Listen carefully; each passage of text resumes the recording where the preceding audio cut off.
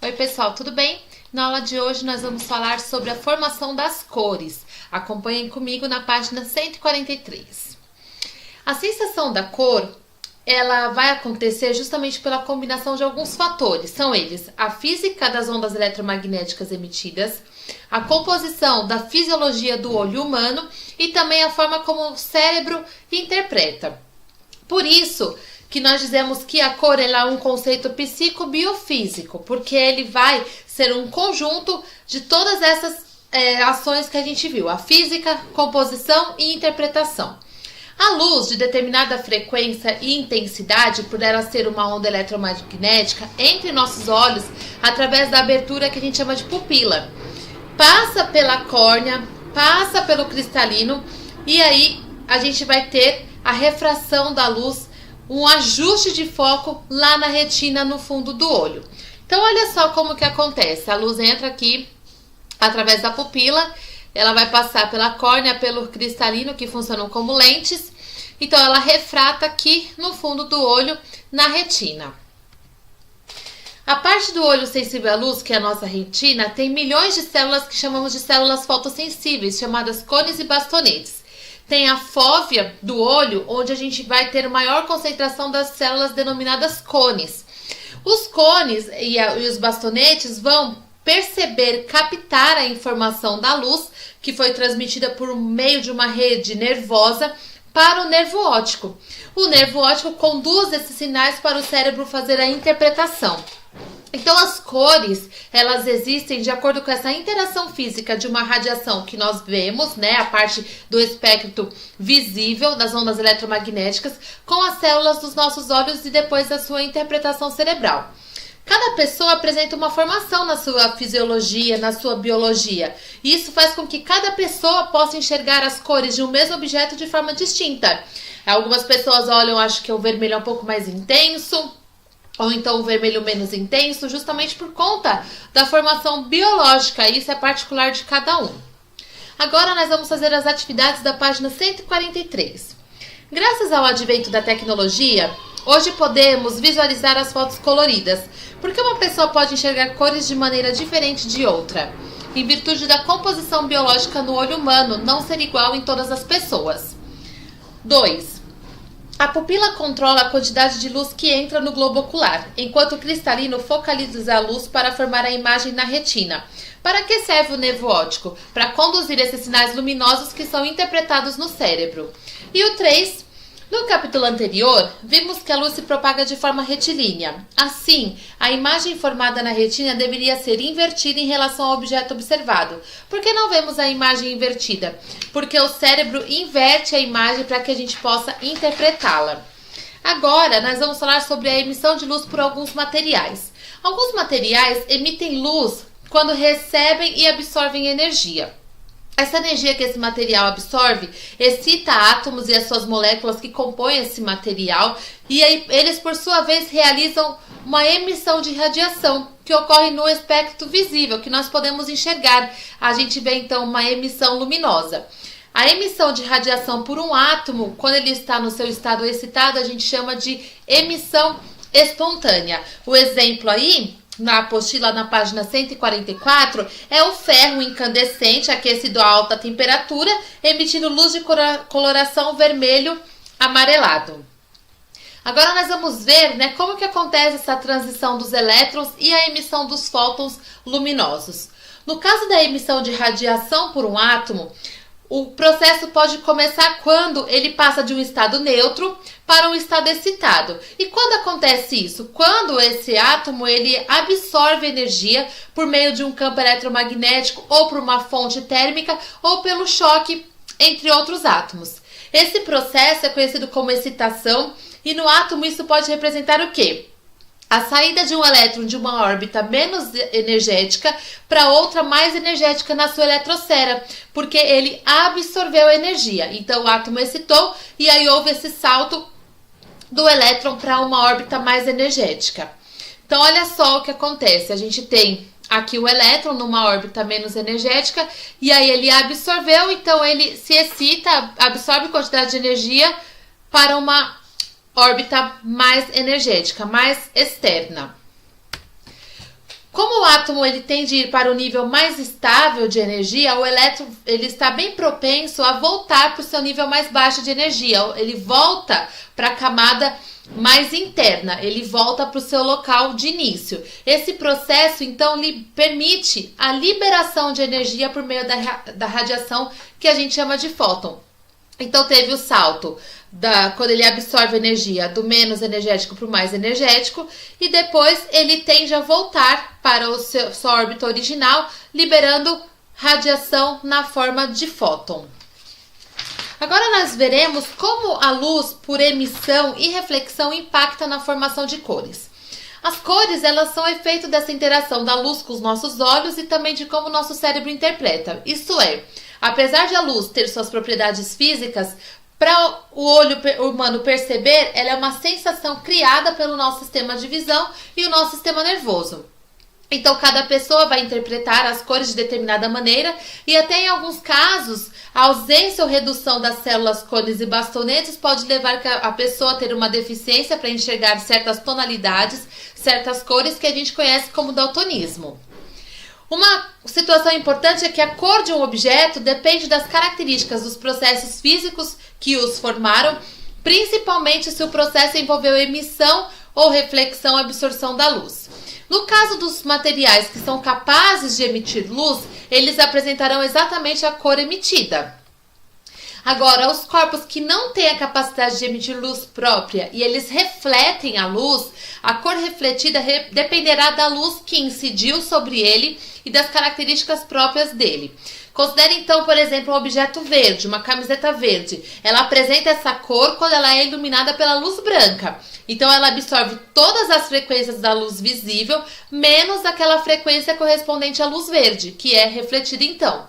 Caso essa camisa verde seja iluminada por uma luz amarela, ela vai aparecer escura, porque ela vai absorver essa luz amarela, porque a propriedade dela é apenas absorver as cores sem ser a cor verde. Então, ela vai ficar escura porque o amarelo ela absorve caso seja a incidência de uma luz amarelada. Quando a gente considera aparelhos eletroeletrônicos que produzem uma imagem, a diferença entre a luz emitida e a refletida requer a utilização de alguns sistemas de cores. No caso das luzes que refletem, como ocorre nas impressoras, quando a gente imprime uma imagem, a gente vê a reflexão da luz incidente ali. Então, é mais fácil montar um sistema de cores de sobreposição das tintas escolhidas para que haja uma alternância entre as cores que absorvem sobre o papel e permita que as outras cores também sejam refletidas. O sistema de cores de impressão CMYK, que vem aí da legenda em inglês, né? Ciano, magenta, amarelo e preto, funciona dessa forma. Quando todas as tintas desse sistema se sobrepõem, bloqueiam toda a reflexão de luz, formando a cor preta. Por isso, geralmente a gente utiliza um papel de fundo branco para imprimir. Então, a gente tem aqui ciano, magenta, amarelo e preto, que é o sistema CMYK. E tem também outros aparelhos de televisão ou monitor, né, que usa a luz através da emissão. Então, a gente utiliza o sistema RGB, vermelho, verde e azul. Porque sobrepomos todas as luzes emitidas por esse sistema e obtemos a luz branca.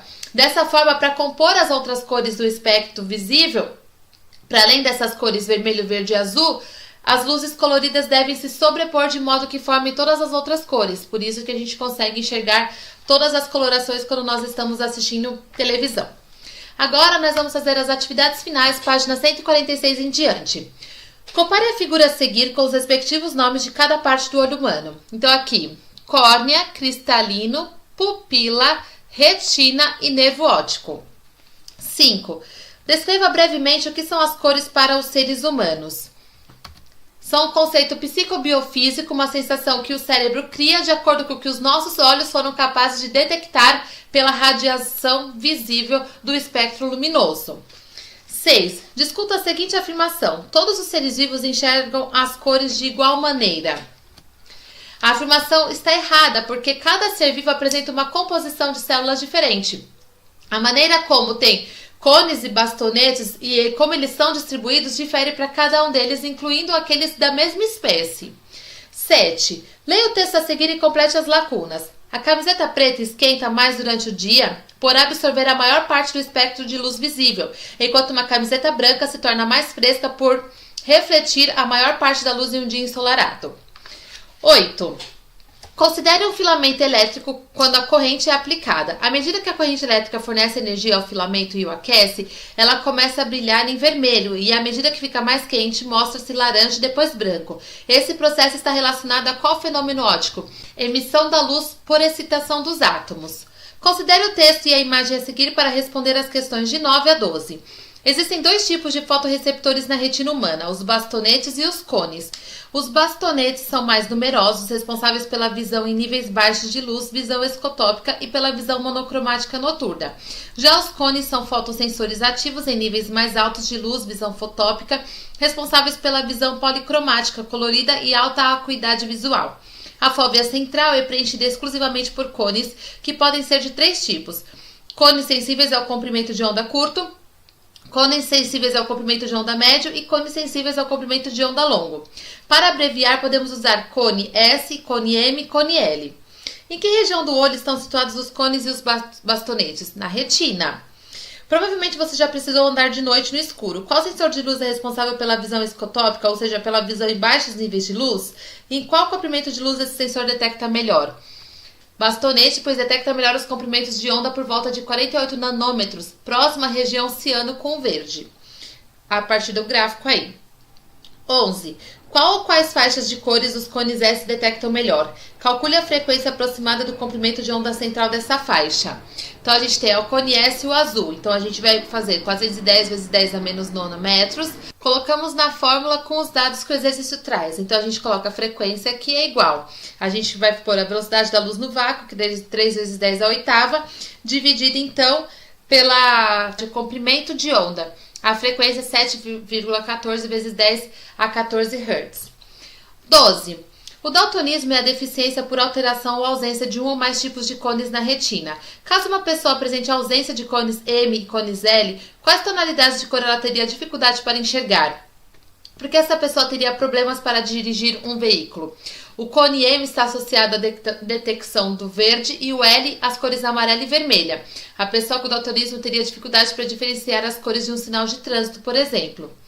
Considere a imagem a seguir para responder as questões de 13 a 15. O que se comprova com esse experimento? Que a luz branca é composta por todas as outras cores do arco-íris.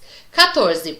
Quanto mais rápido giramos o disco, a cor branca fica aparentemente mais visível. Com base nessa afirmação, pesquisa e explique por que é possível enxergarmos a todas as cores juntas quando o disco gira rapidamente. Porque o nosso olho consegue capturar aproximadamente 24 quadros de imagem. Assim, ao rotacionarmos o disco rapidamente, vamos superar a velocidade de captura. Isso faz com que as cores se sobreponham, portanto, quanto mais rápido, melhor vai ser esse efeito. 15. Cite exemplos em que a refração da luz branca ocorre de maneira natural. A gente pode colocar como exemplo as gotículas após uma chuva, ou quando a luz atravessa uma janela de vidro, cuja lente tem alguma curvatura, capaz de fazer o fenômeno de refração da luz. 16. Em dias com forte exposição solar, por que se aconselha utilizar roupas com cores mais claras? Porque o material que cobre o tecido da roupa clara é capaz de refletir mais a luz do espectro visível. Logo, a gente absorveria muito menos radiação luminosa, nesse caso devido à alta reflexão da roupa, então a gente não ficaria tão aquecido. Considere o texto a seguir para responder as questões de 17 a 20. O que é luminescência? Luminescência é qualquer emissão de luz, ondas eletromagnéticas de uma substância que não provém do aquecimento. Essa definição diferencia a luminescência da incandescência, que é a emissão de luz devido à temperatura elevada de uma substância, como uma brasa quente incandescente. A palavra luminescência é derivada da palavra latina lumen, que significa luz, portanto trata-se do processo de emitir luz. Muitos desses processos de luminescência têm importantes aplicações científicas e industriais, como a eletroluminescência, na qual a luz é emitida na recombinação de elétrons. É o princípio operacional do funcionamento dos diodos emissores de luz LEDs.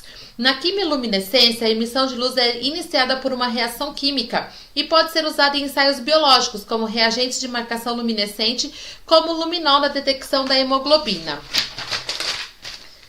Cite exemplos de emissão de luz de forma incandescente. Uma lâmpada incandescente, uma barra de ferro em alta temperatura e outros processos. Observe a imagem. Explique em termos de excitação e relaxação do átomo como são produzidos os fótons durante o processo de absorção e respectiva emissão de energia. Quando a matéria recebe energia, ela passa para um estado mais elevado, conhecido como estado excitado. Como na natureza tudo tende para o nível mais estável de energia, esse elétron excitado fica propenso a voltar para o nível fundamental de energia. Esse processo permite então a relaxação do átomo e, consequentemente, a liberação da energia excedente por meio da emissão desse fóton. 19. Segundo o texto, para que serve o luminol? Qual é a sua relação com a hemoglobina? O luminol ele é um composto quimiluminescente capaz de reagir com a hemoglobina, emitindo fótons azuis. 20. Qual é o princípio luminescente que explica o funcionamento do LED? A eletroluminescência é o princípio operacional responsável pelo funcionamento desses diodos emissores de luz LEDs. 21. Assinale verdadeiro ou falso nas sentenças a seguir.